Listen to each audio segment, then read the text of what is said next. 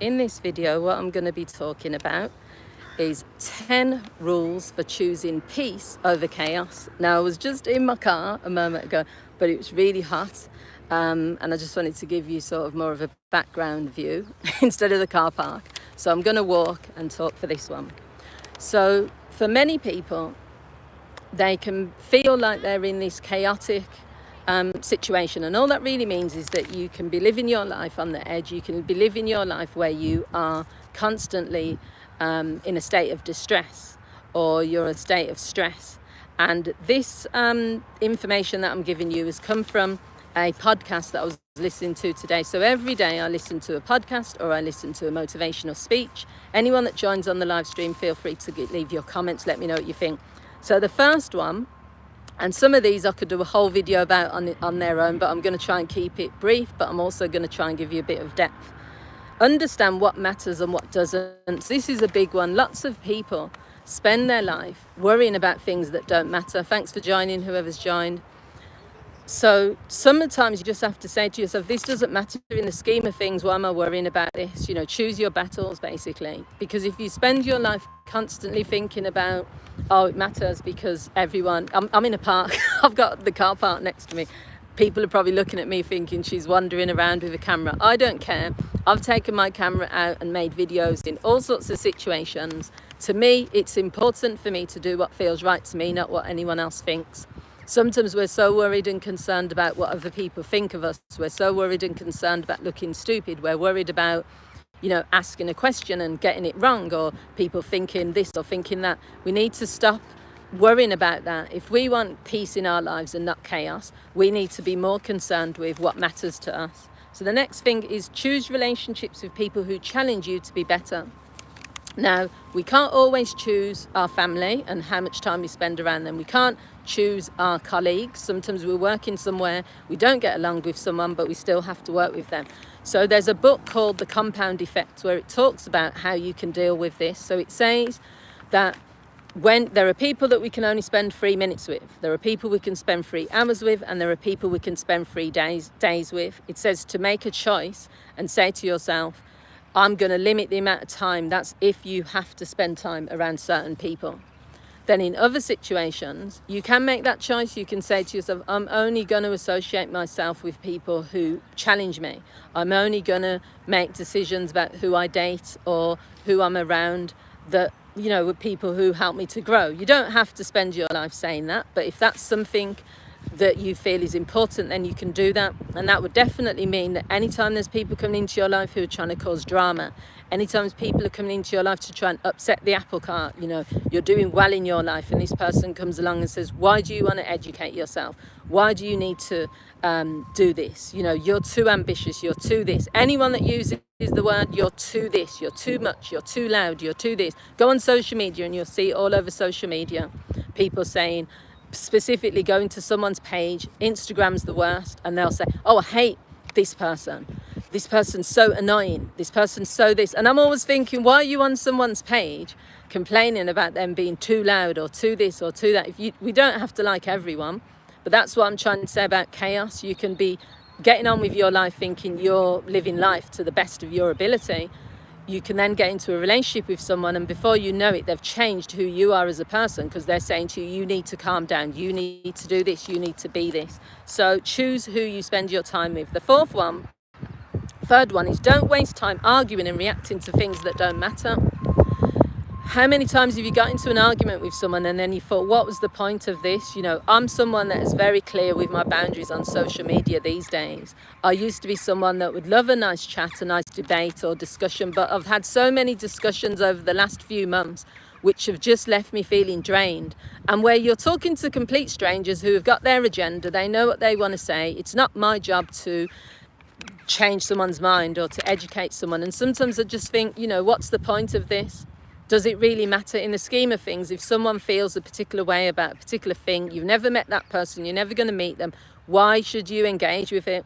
So choose your energy wisely. Say to yourself sometimes, this is not worth my energy. And you can do this with your people in your life. You can do this with strangers. You can do this at work. This is just a good method. It's, Mel Robbins uses that let them theory, let them, if people want to think things, if people want to behave in a particular way, let them. I use this thing of, I always ask myself, is this worth my energy? Is this worth my time? Is this worth my effort? And if it isn't, just let it go. The next thing is, when something affects you, name it and then decide what you want to do about it. So many people will spend their life and they will be complaining about the same things over and over again. They'll say, well, this is affecting me. I'm really being affected because I don't have enough money. I'm really being affected in my relationship. I'm really being affected because this job is not giving me what I need. I don't like my job. I'm really being affected. A, B, C. We can probably all list 100 things that we are impacting us, 100 things that we're not happy with. But the key thing is, what are you doing about it? Action is the biggest cure for anxiety, and action is the biggest cure for stress. If something is causing you stress, if something is causing you anxiety, if you take action, it will normally do something. So even if the cure for anxiety is, I'm feeling anxious, so I'm going to go for a walk, normally that will have a different impact. I'm feeling worried about my money situation, I'm going to go and speak to my bank manager. I'm going to look at whether I can gain more skills. I'm going to do, I'm feeling sad about my relationship and how it's going. I'm going to book an appointment with a couples counsellor. It's about taking action, because if something's affecting you, first of all, identify what it actually is. Try to spend as much time as you have saying, what is it? I do this a lot. Sometimes if I'm in an irritable mood, and there are days, I'm generally happy. Someone said to me, one of my exes said, you're someone that is 99% of the time you're balanced, but the 1% when you get angry, he said, that's it. And it's true, because 99% of the time nothing bothers me. I usually get through lots of things. But when I am feeling stressed or annoyed, it's usually because lots of things have built up. So if you name the situation, if you say to yourself, why am I feeling irritated? Why am I feeling annoyed? Don't wait for it to build up. Say to yourself, well, this is the reason, and then do something about it. So the next thing to choose peace over chaos is to prioritize your peace. Anything we want in life, if we put that at the top and we prioritize it, it means we're saying that this is the most important thing to us at this time. When you get to a certain age, and this is just for everyone who's over the age of 40, like me, things change, like how you see the world changes, how you think. You just become someone who knows yourself so much that certain things that probably would have bothered you years ago don't. Now, to me, I've always said that peace, less stress in my life is really important. Freedom, so time freedom, that's why I'm self-employed. Freedom to live my life the way that I want. I would never commit a criminal offence, because I don't ever want to be in a situation where I have to go to prison. The idea of losing my freedom is it's too much. But you just have to say to yourself, if peace is your thing that you want to prioritise, then make that a standard thing in your life. So if someone then tries to date you and this person's full of drama, if someone's coming to you in your family and they're trying to bring the drama, we all have people, or for me even, friends or family, who know what buttons to push. And I can see some of the comments, sorry, because I'm in a field. I've just gone for a walk over there in the park. There's a lake. I can't see clearly on my screen, but I can see that some people, I'm not from Manchester, I'm from Birmingham. I can see that some people are leaving comments. Sorry if I can't see your comments. So yeah, if you prioritize peace, if you say that the main thing I want in my life right now is peace, it means you will do things like you will do meditation, you will do relaxing things like going for a walk. If someone then approaches you with chaos, then straight away the door's closed to it. I know for a fact that there is no one that could disturb my peace if it's not going to happen. So if there's a dramatic person that is in my friendship group, or if I was dating someone and it was just drama, it wouldn't last, because it wouldn't be in alignment with what I want. So the thing is, it's all right for people just saying, oh, I don't like stress. I want peace, but you have to act on it. It has to be part of your being. You have to say, I prioritize peace. It's at the top end of what I want in my life. The next thing is stop carrying small annoyances around with you. So when you're on edge, and when you are, hyper vigilant, you are just irritable, you're just annoyed, then it's easier then for things to happen where someone can then just poke you a little bit, and then all of a sudden you flip.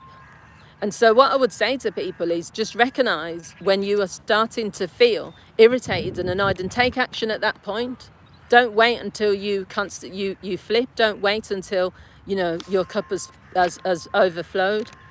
So what I would suggest to people is to just try to learn to become more self-aware. Try to learn how to be more in tune with how you feel. Try to be in tune with your emotions.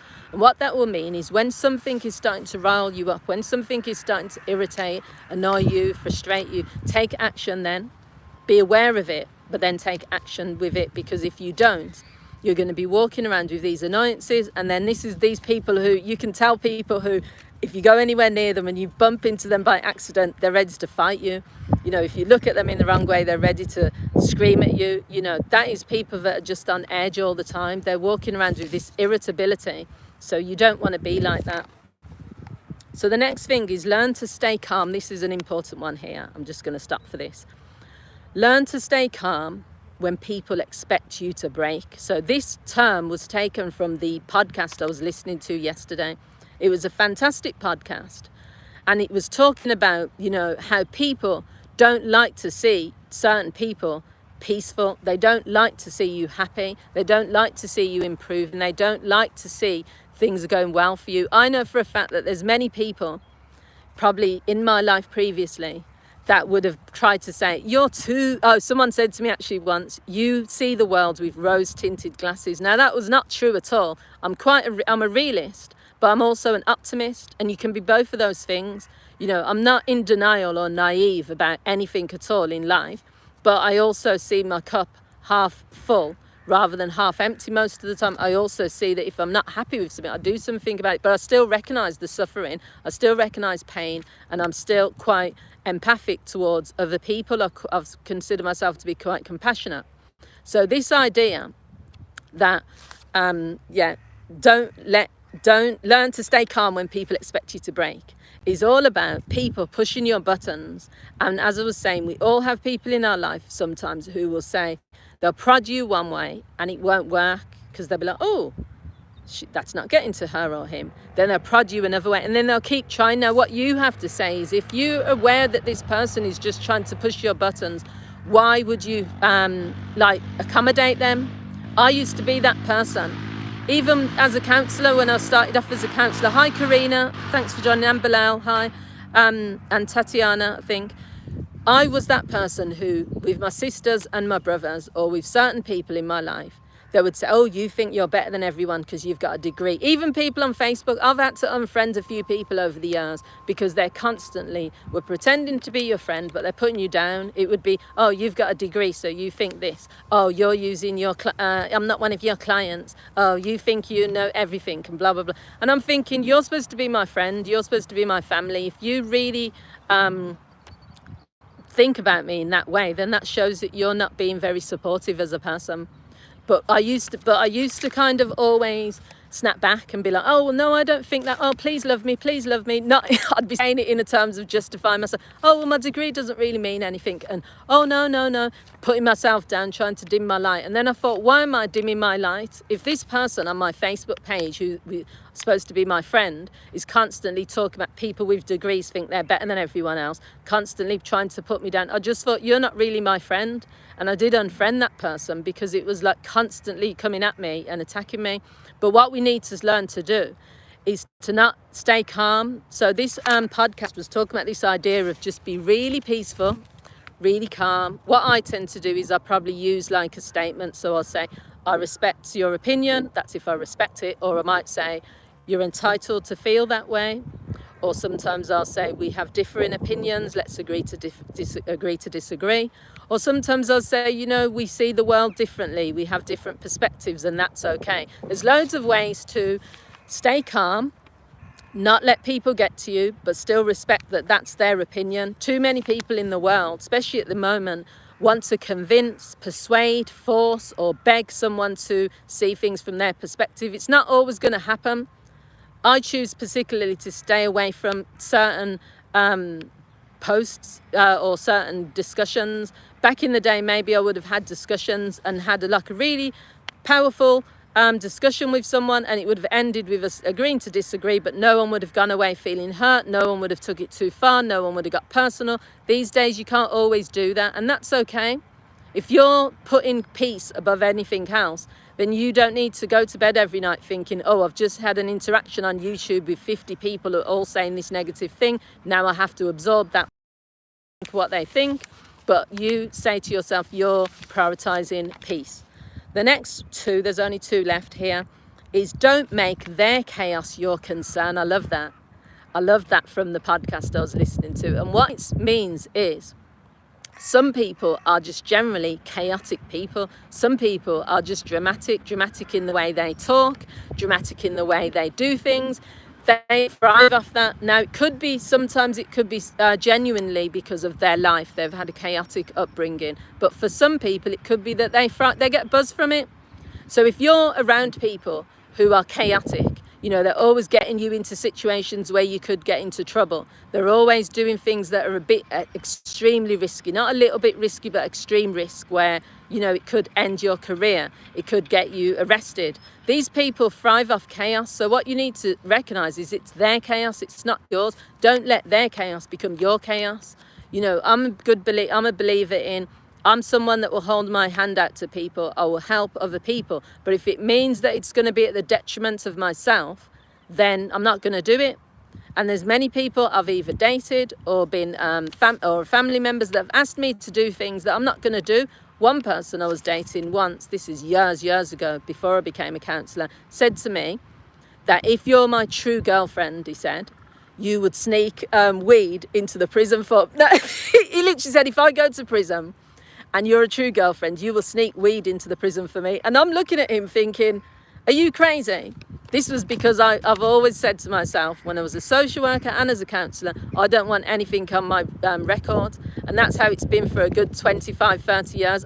When I have a police check, it is clear. It comes back in literally 2 weeks because it's clear, there's nothing on there. So if someone's asking you to do something which they know is going to have a detrimental effect on you for the rest of your life, that's someone who doesn't care about you, but that's also someone who is bringing chaos into your life. They're thinking about themselves. So the final one is stay focused, don't get distracted. So if you are, it's getting a little bit windy now, if you're focused on what you're doing in life, if you have goals, you have dreams, then you're going to remain focused on those things. So chaos does not have a pathway towards you. The door is going to be closed to chaos, because the minute something tries to disrupt your focus, the minute something comes along and it's like, whoops, this is too much now, this is too chaotic, there will be something within you that will reject it. And that's how you have to start to live. I mean, for me, I'm doing this whole Buddhism. I'm not saying I'm going to become a Buddhist. That was one thing I was considering, but I am living more by Buddhist principles. I do the meditation. I connect with how I'm feeling, and I feel much calmer. I feel more at ease. I feel like I'm able to just be a little bit more free emotionally. You know, I tend to be quite relaxed in most situations. So this idea is really, if you want to implement peace in your life and you want to reject chaos, then you need to start putting things in place for that to happen. So I hope you found this video useful. I've found it really interesting looking at this idea of peace over chaos, and I hope you have too. Leave your comments. Thank you, Kyrina. Thank you, Bilal, and everyone else that joined on this live stream. I really appreciate it, and thank you for your comments, and I'll see you all soon. Enjoy the rest of your week. Take care. Bye.